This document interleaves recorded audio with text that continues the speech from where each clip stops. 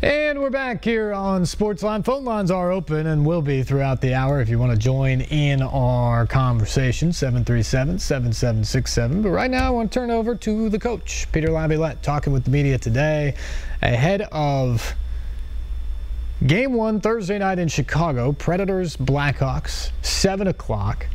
These two teams very familiar with each other. And kind of the gist of practice, we already told you, Colin Wilson, Calle Jarnkrok not on the ice. Those are concerns. They're questionable for the start of the series. Yesterday, it was a pretty easy day. A lot of skill work yesterday, some specialty work yesterday. Not a lot of moving for these guys. Coming off an off day on Sunday, long regular season. They allowed them to get some legs back. But today they went at it with the conditioning, some physicalness, getting after it on the ice to push these guys to get them back into form.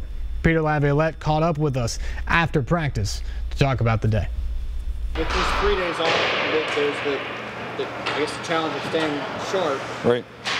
How do you manage that? Well, yesterday we knocked it down as far as like a workload goes, with like guys pounding their legs and battling against each other and competing. We worked on face-offs and we worked on breakouts and power play and penalty kill, which at times is a lot of stationary movement.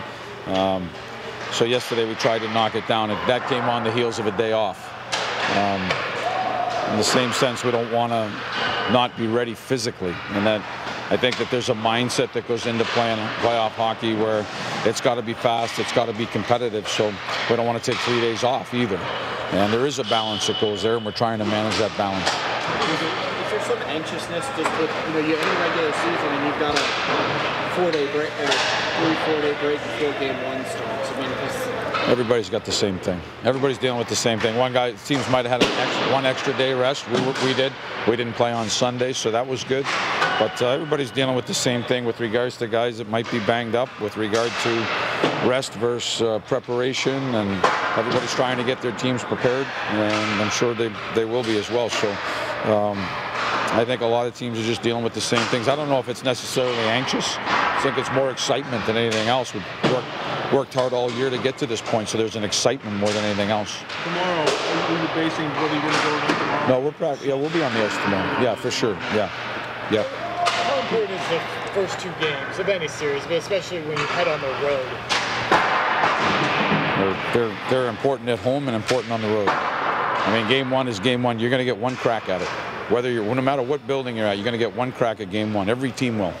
Have the 8 series going on, and obviously, if you can get an advantage, it's a big step in the right direction.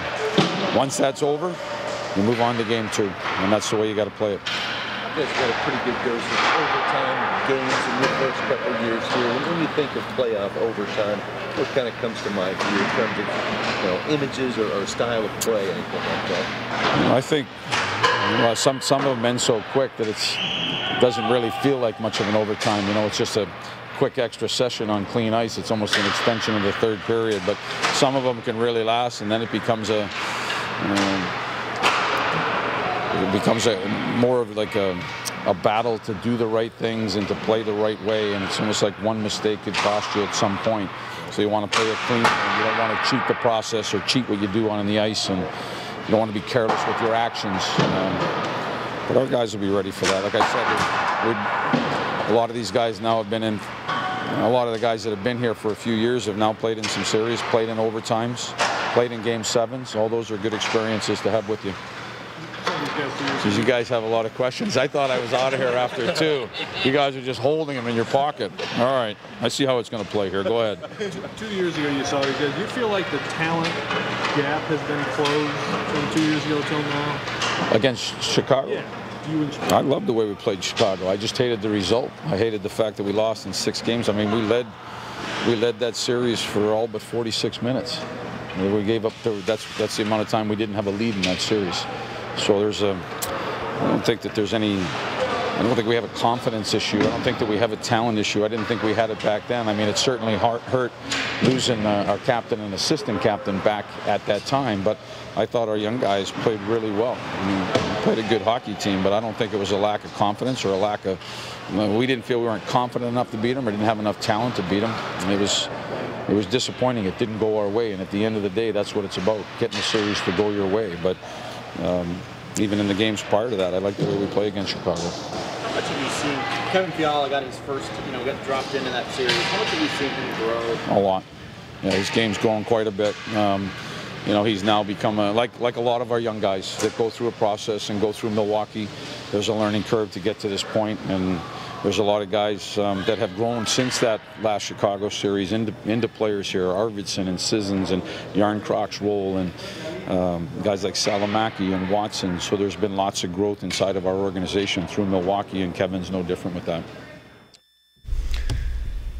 Peter Laviolette talking today after practice, getting his guys set. And they were gearing up, really ramping up today to get after the Blackhawks in Game 1 on Thursday night. Something they're going to rely heavily on is a healthy blue line. Didn't happen a whole lot during the regular season until the very end. Final 20 games or so, these guys finally got healthy, finally got together.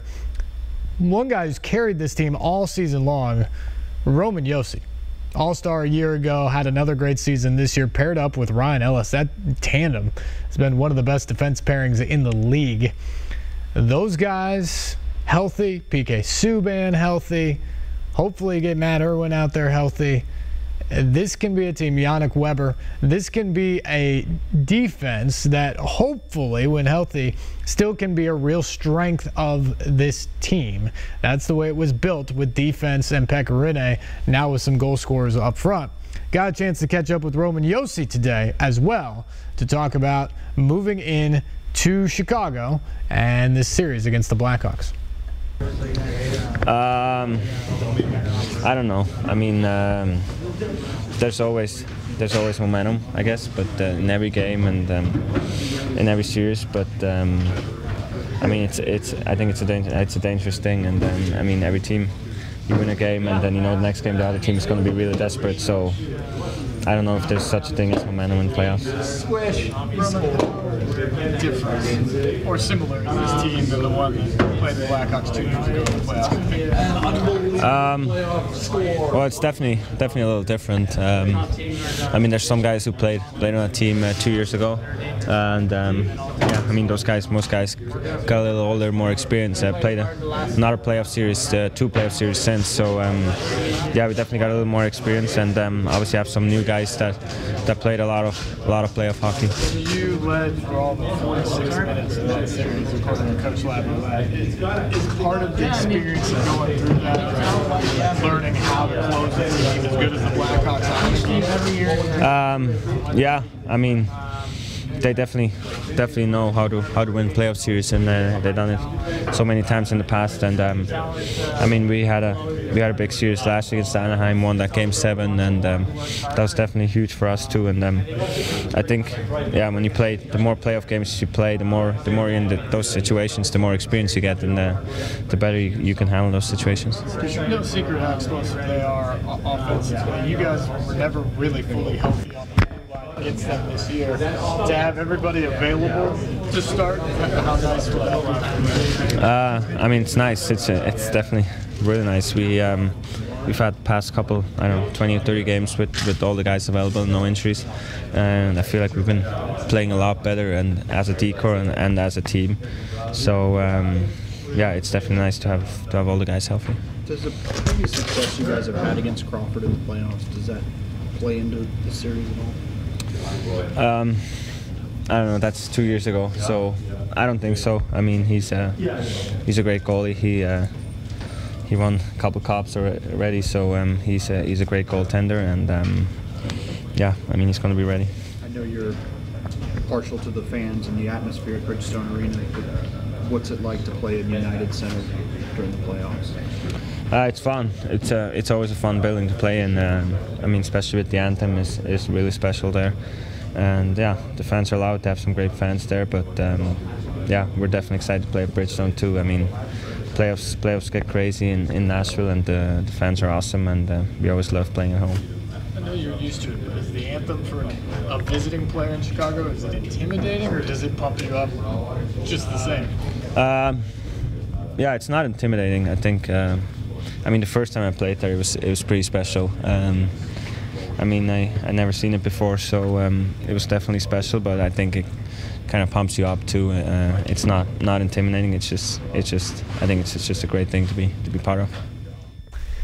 Roman Josi talking about the anthem in Chicago, and it is special in terms of things to just see at some point in your life watching sports. The national anthem sung by Jim Cornelison in the United Center ahead of a playoff hockey game is way up there.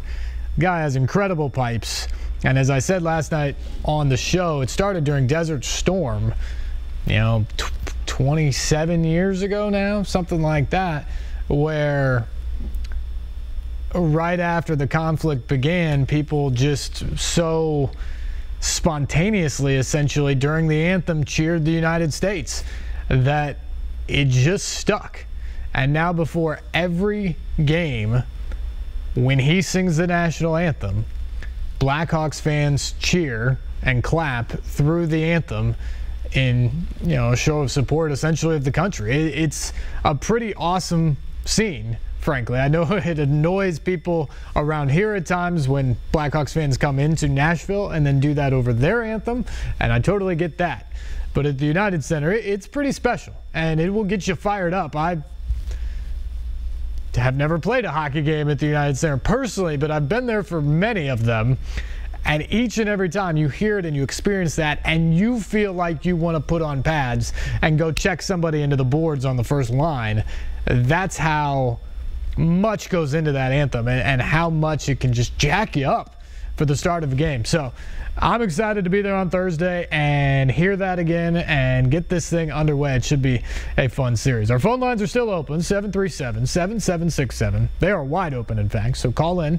You will get heard right after this break. We can talk about this series or anything else you want. We'll also hear from Roman Josi's blue line mate, Ryan Ellis, who's had an incredible season for the Preds, and maybe some other guys, too, as we continue on here. You're watching SportsLine on News Channel 5+.